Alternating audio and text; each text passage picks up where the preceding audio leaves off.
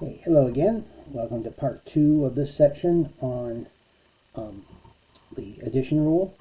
So remember, the addition rule says that the probability of, if A and B are events in the sample space, the probability of A or B is the probability of A plus the probability of B minus the probability of A and B.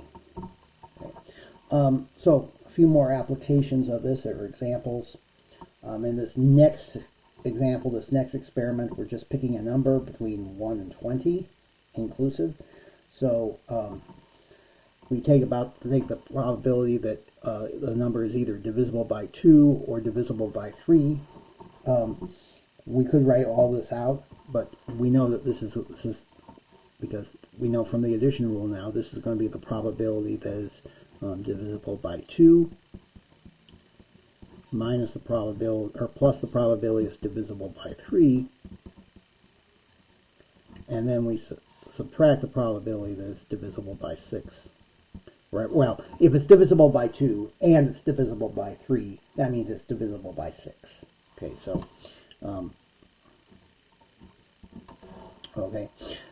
what's the probability it's divisible by 2? Well, it's just all the even numbers from 1 to 20. There are 10 of them, right? 2, 4, all the way to 20. So there would be there are 20 possible outcomes, and so there are 10 of them are even. So this would be 10 out of 20. Now, which numbers are divisible by 3? Well, we have 3, 6, 9, 12, 15, and 18, right? So there are 6 of them. And then which numbers are divisible by 6? There would be 6, 12, and 18, and that's it, right? So that would be 3 out of 20. So we have 10 plus 6, that's 16. 16 minus 3 is 13. So this would be 13/20. And you could also do this just by brute force. You could just list all the numbers that are divisible by 2 or by 3, right? We have 2, 3, 4, 5, not 5, 6, not 7, 8, 9, 10, not 11, 12, not 13, 14, 15, 16, not 17, 18, not 19, and 20, and there should be 13. 1, 2, 3, 4, 5, 6, 7, 8, 9, 10, 11, 12, 13. So you could do it that way as well. Similarly, if we wanted to find the probability of a number being odd or less than 9, we could just do the addition rule, or just do this rule, or in this case we can do brute force again. Well, let's just use the addition rule. So the probability is odd plus the probability is less than 9 minus the probability of both. So this would be 10 out of 20. There are 10 odd numbers between 1 and 20. There are 8 numbers that are less than 9. And the numbers between 1 and 8, how many are odd? Well, we have exactly 4 of them, right? Because we have 1, 3, 5, and 7, so it would be 4. So this would be 18 minus 4, that's 14 over 20. All right. Another example. In this case, we have a store where we know that 4% of the cans have a puncture, 7% have a smashed corner, and 2% have both. A can is selected at random. We want to find what's the probability that that can either is punctured or has a smashed corner. Well, we know this would be the probability that has a puncture plus the probability that it has a smashed corner minus the probability of both. Okay, so from here we can say it's 4% have a puncture. Now that means the probability would be 0.04. Probability that it has a smashed corner is 7%, so it's 0.07. and the probability both is 2% or 0.02. So that would be would be 0.09.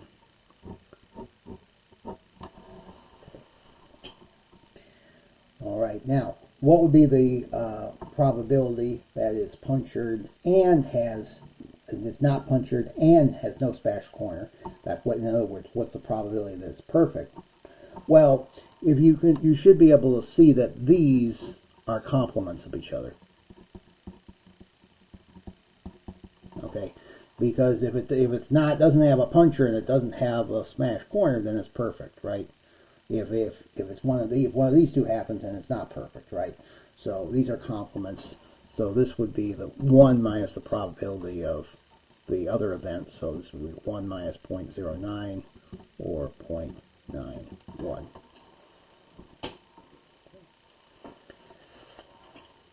Okay. Excuse me.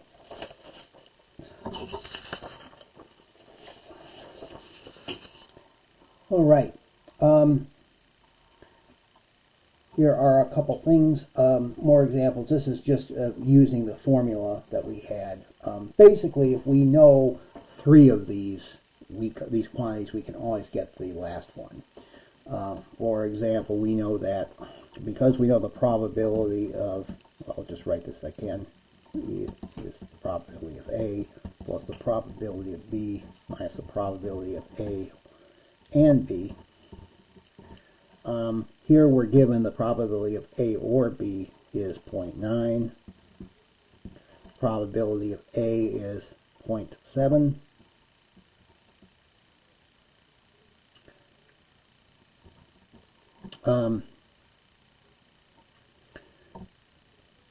And the probability of, the probability of A is 0.5, the probability of B is 0.7, and then we have minus this is what we're trying to solve for. We can call this X if we want.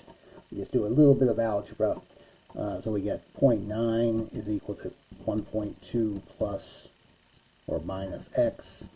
So X would be, if we subtract 1.2 from both sides and then change the sign, we can see that X has to be 0.3. So that would be a little bit of algebra there. Here in this case, if A and B are mutually exclusive, and that automatically implies that the probability of A and B is 0.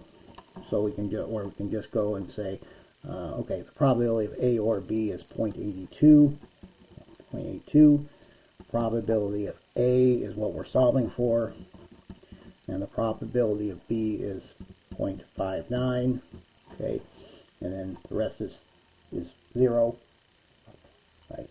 So the probability of A is just going to be 0.82 minus 0.59, which I think is 0.23. So it's just substitution, a little bit of algebra here, very little bit. Okay, for our last example, we had a survey. We surveyed 506 people on whether they support a tax increase. And this is the data broken down by whether they support, oppose, or are unsure about the proposal, and if they're male or female. So these are the totals. So let's say if we were to pick one of these surveyed adults at random, what would be the probability that that person either opposes the tax increase or is female? Well, this is the probability that they oppose plus the probability that they're female minus the probability that they oppose and are female. Okay. So how many people oppose? We'll look at the totals here. Here's the oppose. The total of people who oppose is 164. So this would be 164 over 506. The total number of females is 259.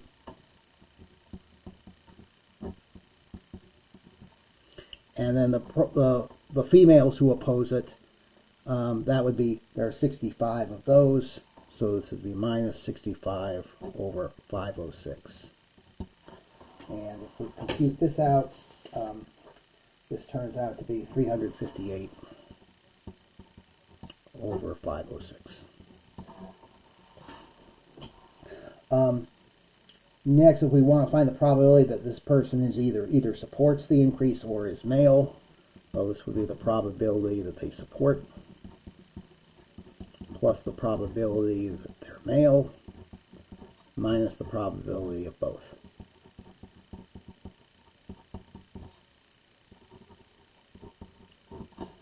And we see that there are 301 total that support.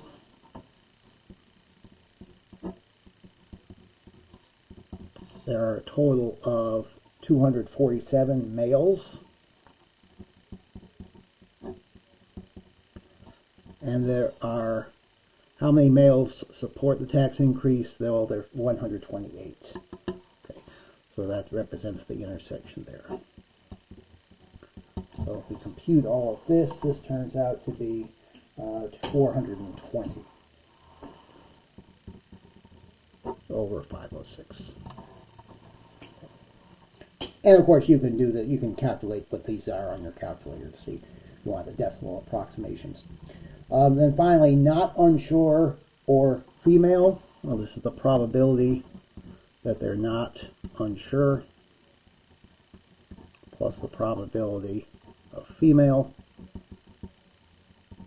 minus the probability of both. Okay, I'll say both here. Now, not unsure, that means if you're not unsure, that means you either support or oppose it. So the total of people who are not unsure would be, there are 41 people who are not unsure. Everyone else is right, there are 41 people who are unsure. Everyone else is quite sure. So that's this number, 301 plus 164. So 301 plus 164 over 506. I don't know why I put parentheses around it, but the fraction does that fine. Then we already know the probability of female is 259 over 506. And then the probability of being not unsure and female. Okay, so other females, there are only 21 that are unsure, which means that it's 173 plus 65. That's how many females are not unsure. So this would be 173 plus 65 over 506. Okay, and when you compute all of this, this is 486 over 506. All right. So just do a few more examples. We'll get some more examples on the homework. But this, hopefully, this is you'll get that after you do some examples on your own. See you next time.